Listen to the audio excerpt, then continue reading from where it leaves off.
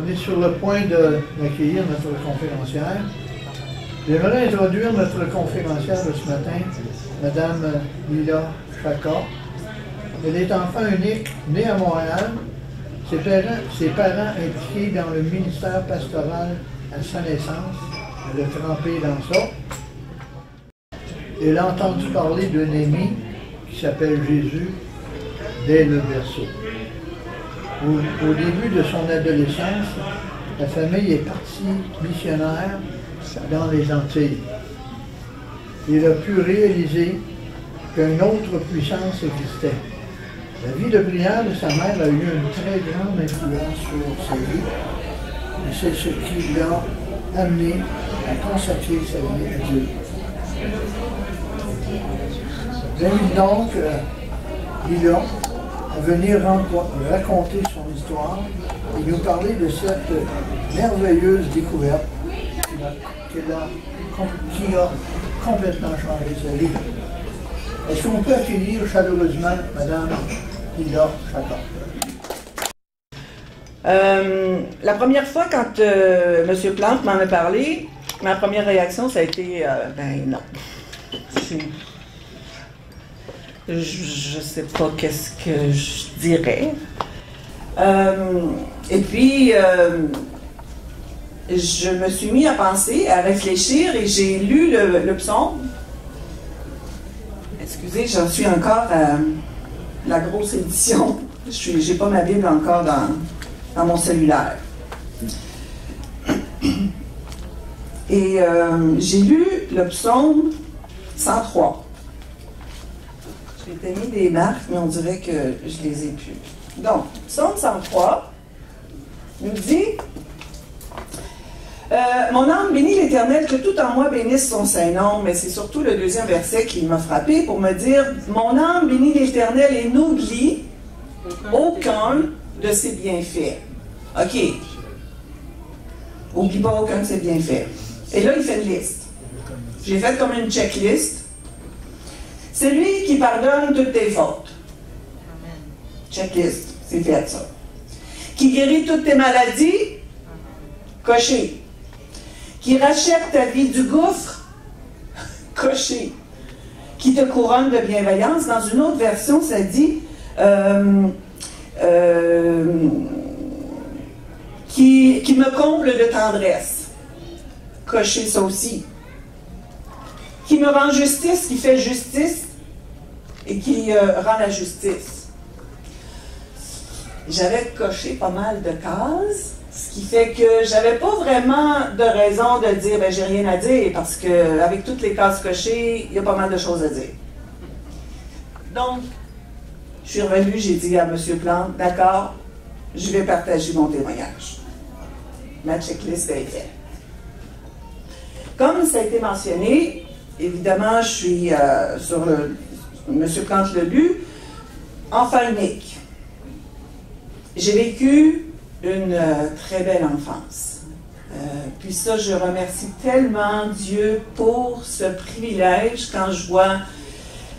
quand j'ai vu tout au long des années, quand je vois encore aujourd'hui combien il y a des enfants qui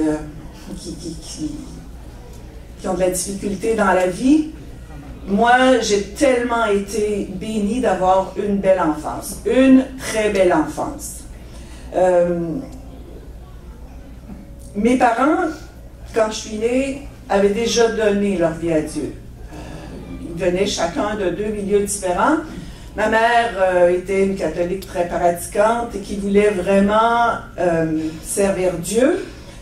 Mais elle a connu, elle a appris que Jésus était mort pour elle, elle a donné sa vie à Dieu. Et donc, quand je suis née, ils étaient déjà impliqués dans la vie pastorale. Mon père aimait dire qu'il était ministre, pas le premier ministre, ministre du culte, donc pasteur. Ce qui fait que j'ai grandi dans l'Église. Mon terrain de jeu, c'était l'Église. Quand je dis église, je ne veux pas dire le bâtiment qu'on voit avec nécessairement un clocher ou quoi que ce soit. Quand je dis église, c'est plus l'endroit où on se réunissait pour faire nos réunions et parler de Dieu. Donc, j'ai grandi dans l'Église. Mon terrain de jeu, c'est l'Église. La particularité de mes parents, c'est que eux, ils veulent être disponibles 7 jours sur 7, 24 heures sur 24, ce qui fait que notre maison est comme une annexe de l'église, c'est-à-dire qu'il y a juste une porte qui sépare notre appartement de l'église. On passe de notre cuisine à l'église. Donc, quand j'étais petite, c'était plus facile, plus simple, si j'avais envie, d'aller aux toilettes chez nous que d'aller aux toilettes dans l'église. C'était vraiment... On faisait partie, finalement. On était dans le même bâtiment. On était juste que c'était en arrière.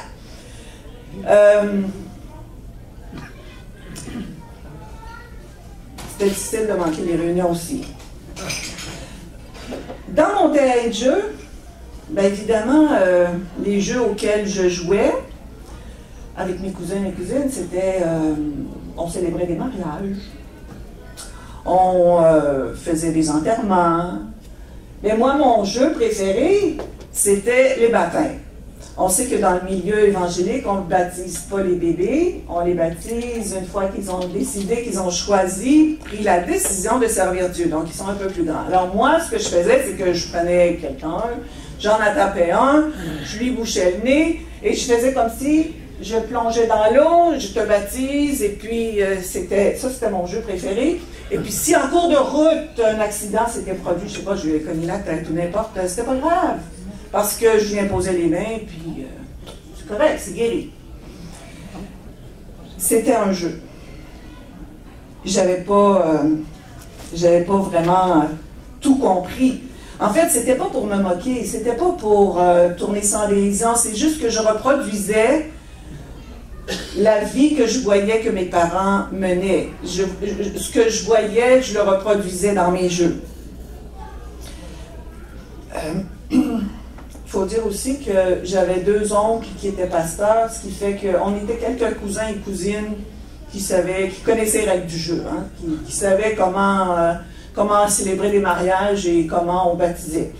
Alors on s'amusait bien.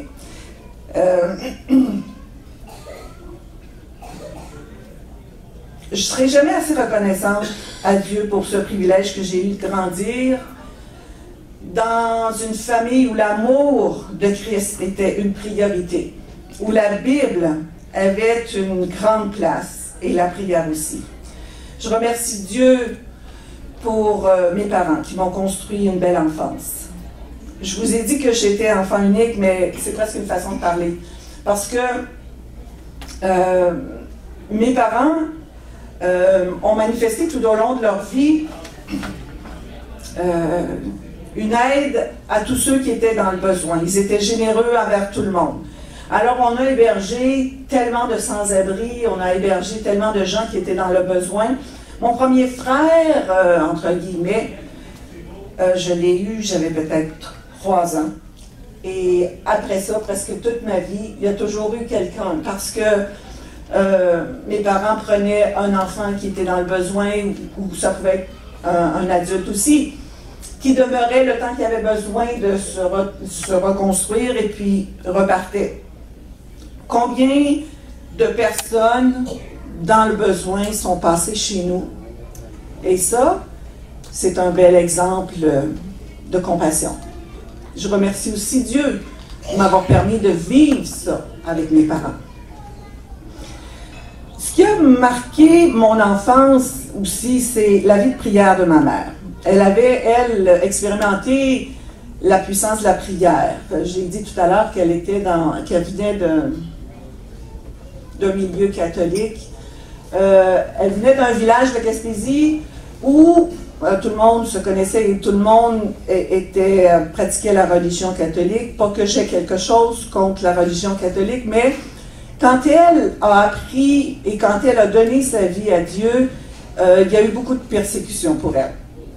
Alors, et sa famille, ses frères, ses sœurs, ses parents, ont, par le fait même, souffert de ça. Mon grand-père a perdu son emploi, ses frères ont perdu leur emploi.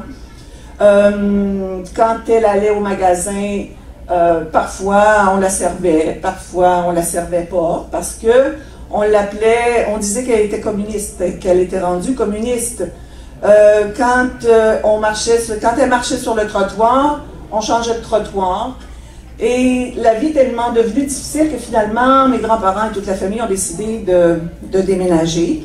Mais c'est dans cette période-là que ma mère, qui au départ était la seule chrétienne de la famille, les autres, eux autres, ils ont subi les conséquences, mais eux, ils n'étaient pas devenus chrétiens comme elle. Ils ne comprenaient pas pourquoi elle faisait ça non plus. Bref, elle a expérimenté la puissance de la prière parce que dans ces moments de solitude, elle s'est confiée à Dieu et Dieu est intervenu tellement, tellement, tellement de fois.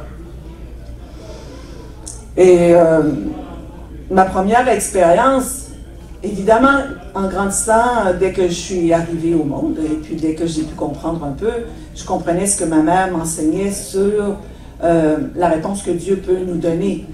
Et j'ai mis à l'épreuve ce qu'elle m'enseignait. Puis je me souviens que la première expérience que j'avais, je voulais un vélo. Un petit vélo à quatre roues avec les deux petits trous là derrière.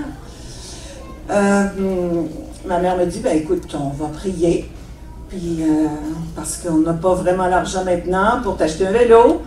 Et comme ça, par la poste, je reçois de l'argent d'un groupe d'enfants de l'Ontario qui ne me connaissent pas, mais qui sont dans une assemblée évangélique là-bas et qui avaient décidé de faire un don à un des enfants au Québec, et puis qui ont, parmi tous les pasteurs, les enfants de pasteurs, ont pigé mon nom.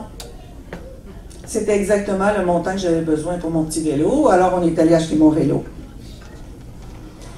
Ma mère aimait aussi beaucoup chanter, et un des chants que j'ai beaucoup aimé chanter avec elle, c'est un chant qui dit « Quel beau nom porte loin celui qui est loin de l'Éternel, quel beau nom que celui d'Emmanuel. » Je vais vous l'interpréter. C'est sûr qu'à cet âge-là, moi, je ne comprenais pas tout ce qui était dit. Hein? Les paroles, ça dit, dans les mots, Jésus soulage. Mots, M-A-U-X. Il guérit l'esprit froissé, il ranime le courage du cœur le plus oppressé. Je ne saisissais pas tout ça. Mais quand ma mère le chantait, je savais qu'il y avait quelque chose de réel là-dedans. Je le sentais qu'il y avait quelque chose de réel. La Bible nous dit qu'il n'y a aucun autre nom qui nous a été donné par lequel nous puissions être sauvés.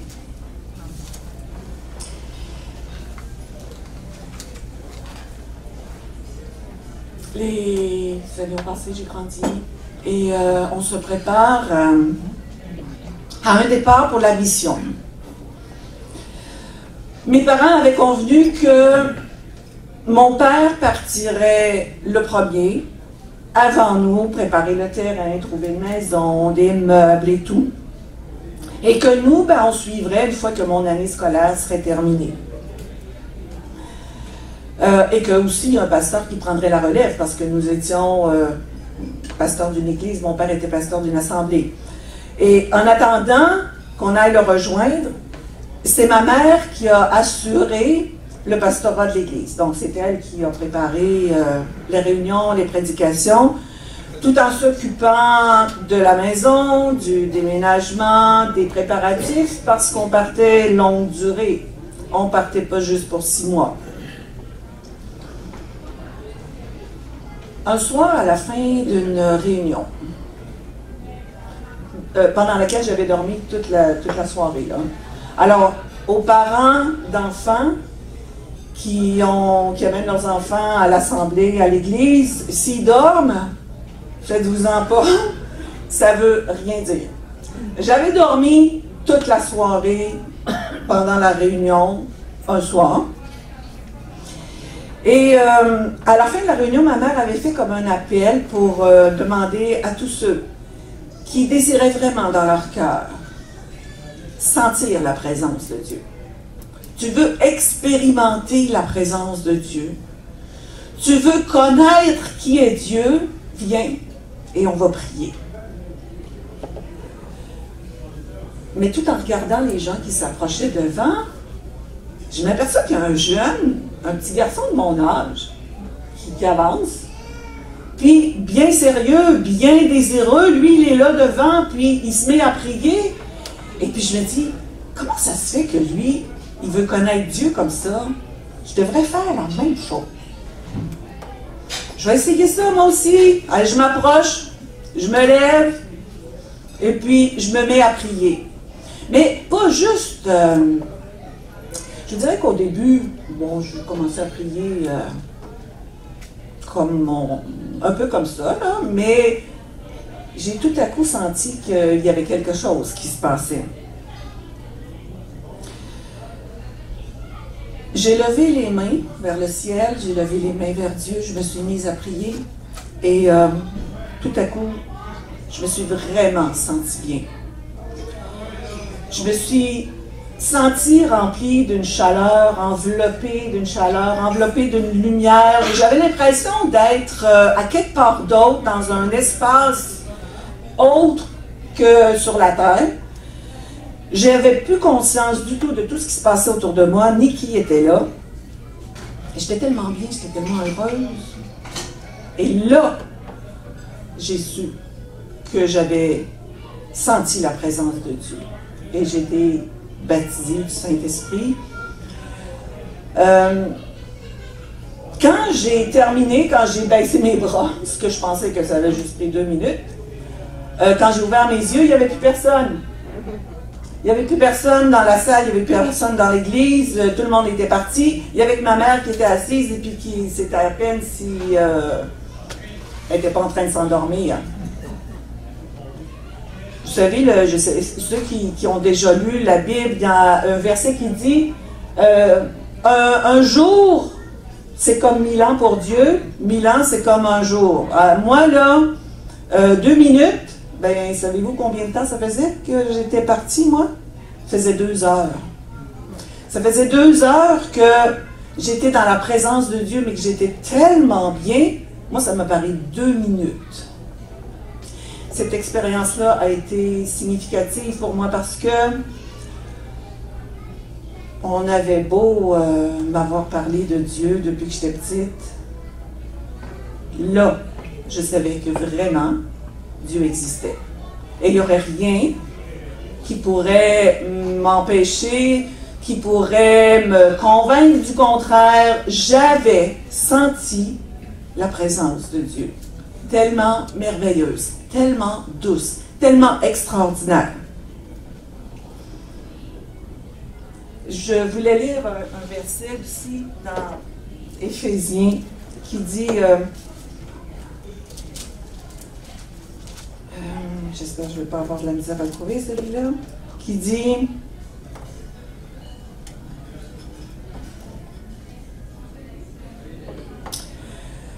Vous avez été scellés. En lui, vous aussi, après avoir entendu la parole de la vérité, l'évangile de votre salut, en lui, vous avez cru et vous avez été scellés du Saint-Esprit qui avait été promis. » Scellés. Dans une autre version, ça dit que Dieu a mis sa marque personnelle dans vos cœurs. C'est ce qu'il avait fait.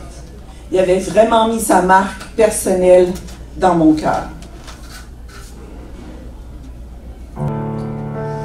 Oh, combien je l'aime.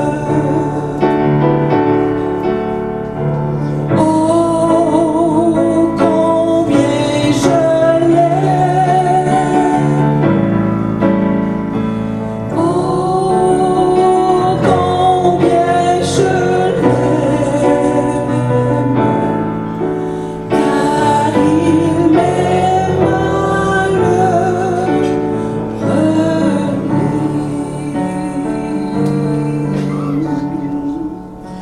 Et c'est avec cette expérience, avec cet amour que Dieu s'était révélé à mon cœur, qu'on est parti rejoindre mon père dans les Antilles.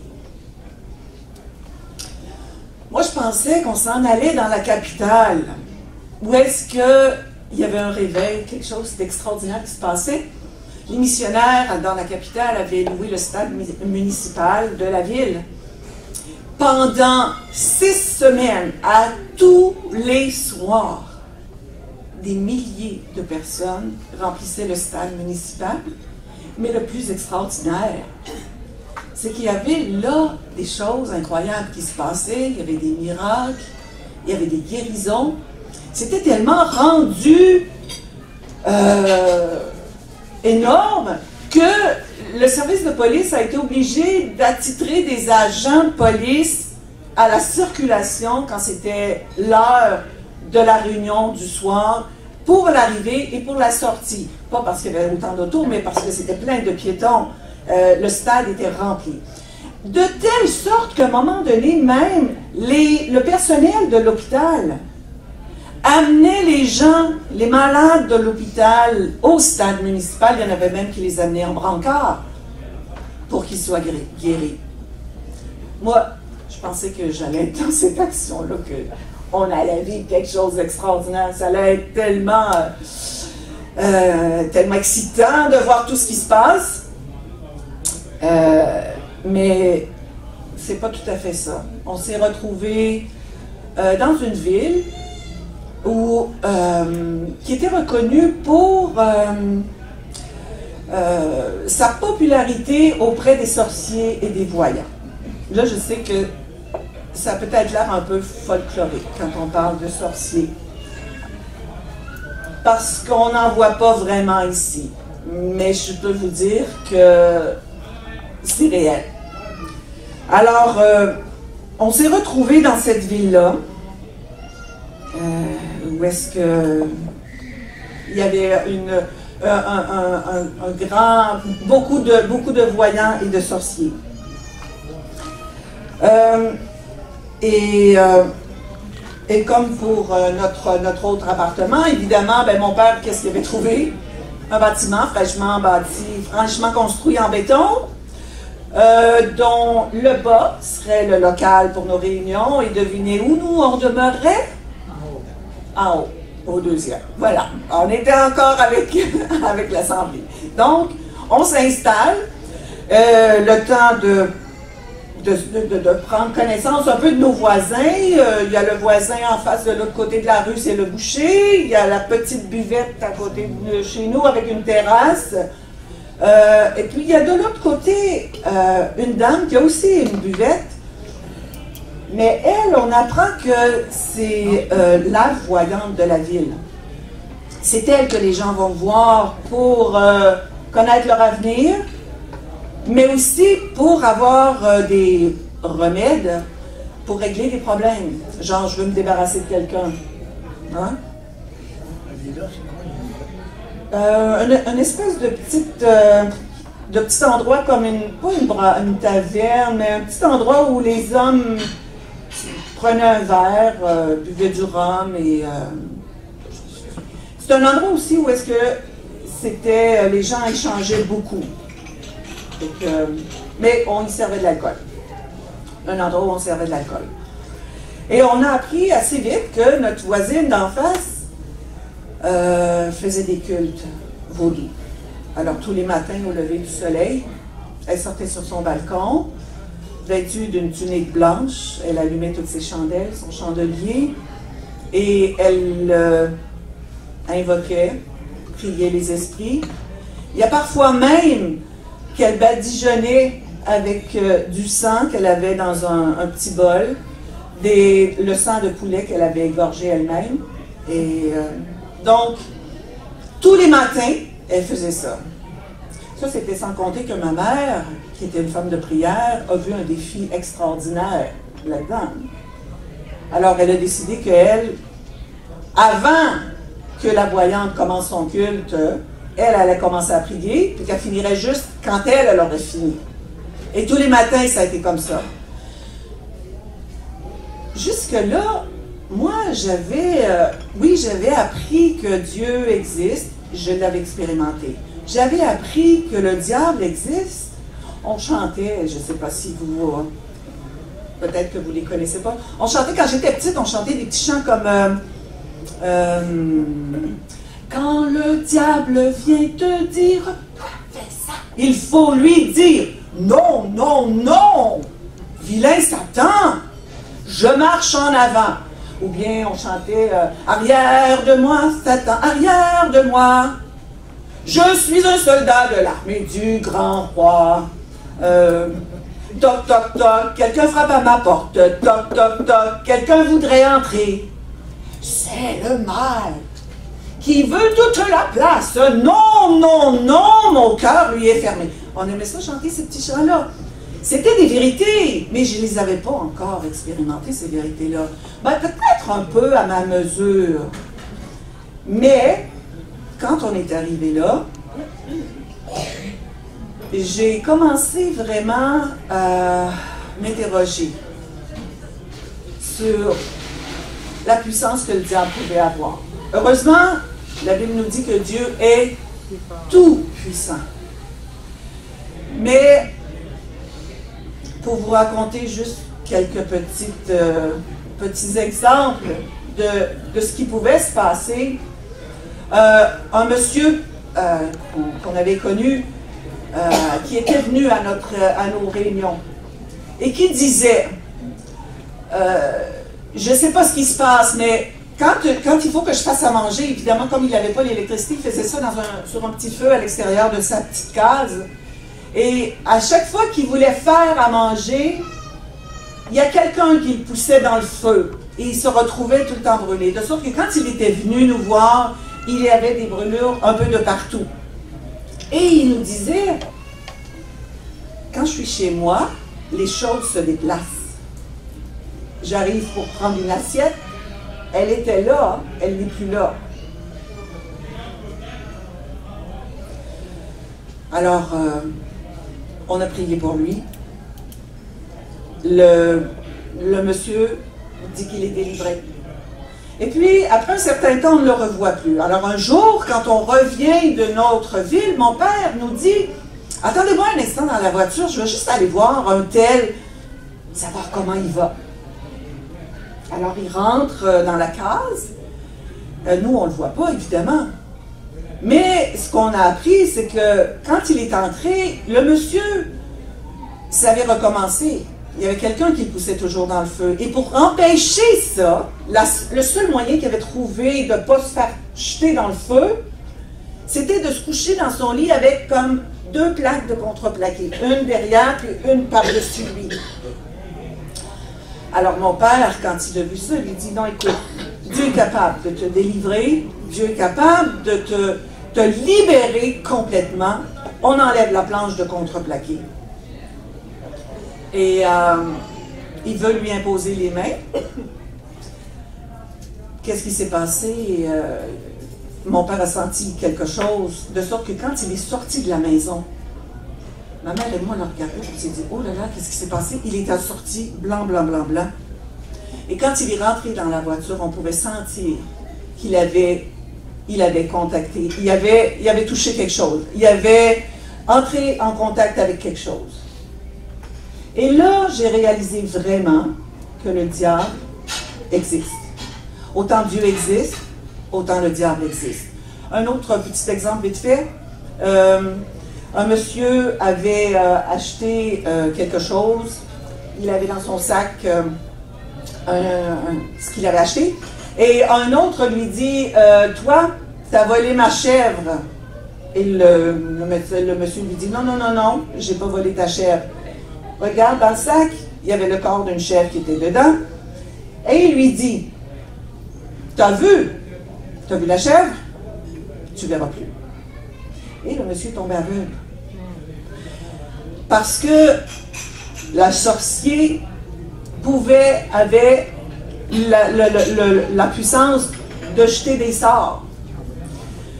Alors on a vécu dans cette atmosphère-là, c'était bien, parce que à mesure qu'on voyait ce que le diable essayait de faire, on voyait ce que Dieu était capable de faire encore plus.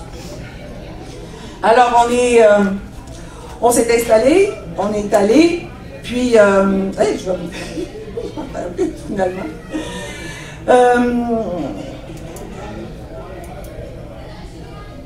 Excusez. Excusez-moi. Tout ça pour vous dire que, après avoir connu la présence de Dieu, j'ai appris, non pas juste par les petits chants, mais j'ai appris que le diable aussi existait. On est demeuré là un peu plus de 2 ans. Alors, et après, on est revenu au Québec. Et on s'est installé à Québec, la même chose, un local en bas, et nous, on demeure en haut, et on continue à héberger ceux qui ont besoin et qui ont besoin d'aide. Je vais vite sauter, je pense, à une autre portion de mon témoignage, juste pour montrer comment Dieu a un plan pour nos vies. Dieu, parfois ça me fait penser à, je ne sais pas si c'est un bon exemple, c'est le bon terme, une tapisserie.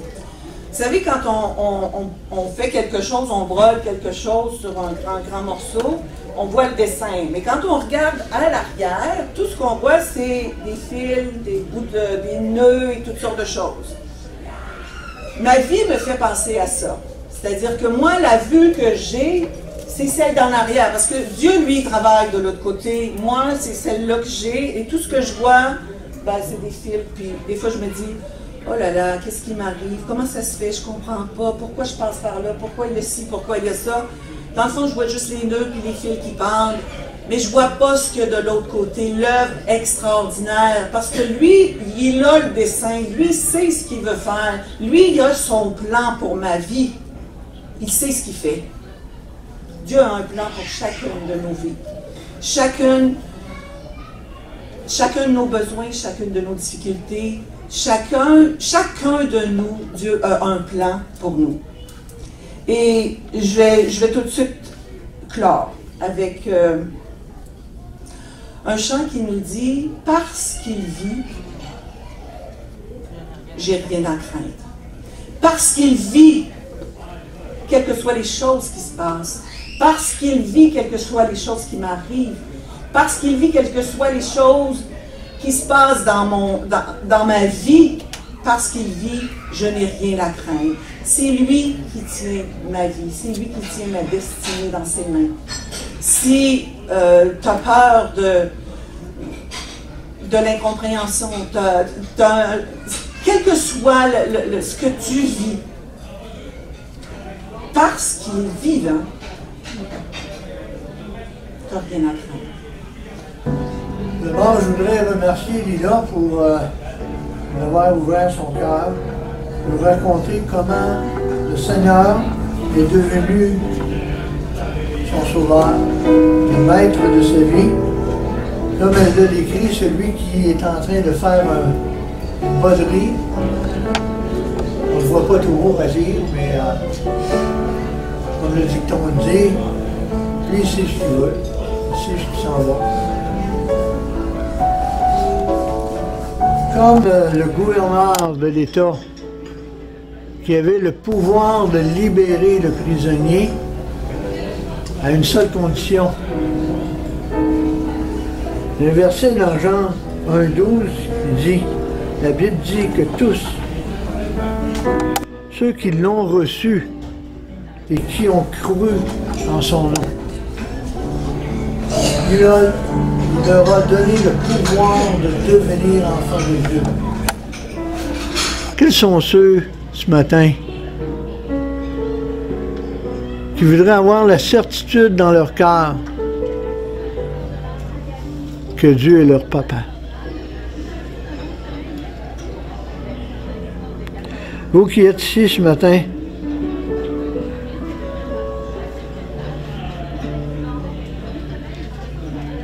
vous voulez bénéficier du pouvoir que Jésus a. Que vous deveniez l'enfant de Dieu. Devenir enfant de Dieu, quels sont ceux qui aimeraient faire la même expérience que Lila? Elle nous a parlé d'une expérience qu'elle a vécue. Quels sont ceux qui, ce matin, voudraient vivre la même chose? Vous vous dites, j'invite le Seigneur à entrer dans ma vie. Oui, je crois que Jésus est mort sur la croix pour mes péchés, pour que mes péchés soient pardonnés et que Dieu, et je crois également que Dieu l'a ressuscité des morts.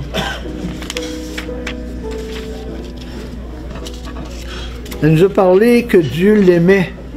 Dans Jean 3,16, il nous est dit, « Car Dieu a tant aimé Yvan, a tant aimé André, a tant aimé Sophie. » Mettez votre nom. « Car Dieu a tant aimé le monde qu'il a donné son Fils, afin que quiconque croit en lui ne périsse point, mais ait la vie éternelle. » En Jésus, tout comme le gouverneur avait le pouvoir de libérer, on a parlé de ceux qui avaient le cœur brisé, ceux qui vivent des soucis quelconques, Dieu veut vous libérer. Le moment solennel est devant nous ce matin. Penchez vos têtes, fermez vos yeux. Le Seigneur frappe à la porte de vos cœurs. La poignée de cette porte est par l'intérieur. Tout comme le prisonnier a dit « je veux rien savoir », peut-être que le Seigneur frappe à la porte. J'ai entendu, je te vois, je te connais, je t'appelle. Répétez après moi cette prière. Seigneur Jésus, j'ouvre la porte de mon cœur. Entre dans ma vie. Seigneur Jésus, je crois que tu es mort sur la croix et que tu as versé ton sang pour que je sois sauvé. Je te reçois maintenant comme mon sauveur et mon Dieu. Regardez-moi quelques instants. Quels sont ceux qui ont fait cette prière pour la toute première fois? Montrez-moi votre main. Vous savez, hein, la Bible dit à tous ceux qui l'ont reçu. Je reviens à mon prisonnier, je ne veux rien savoir. Il ne l'a pas reçu. Il n'a pas cru qu'il y avait le pouvoir de le libérer. La foi, c'est quelque chose qu'on peut exprimer à Dieu. Dans Romains 10, 9, regardez ce qu'on a fait. Si tu confesses de ta bouche le Seigneur Jésus et tu crois dans ton cœur que Dieu l'a ressuscité des morts, tu seras sauvé. Moi, je peux vous déclarer avec foi qu'il y a une vie après celle-là. Les gens disent quelqu'un est décédé, dans le trou, c'est fini. Il n'est pas venu nous le dire. Mais Dieu nous a dit dans son manuel d'instruction qu'il y avait quelque chose.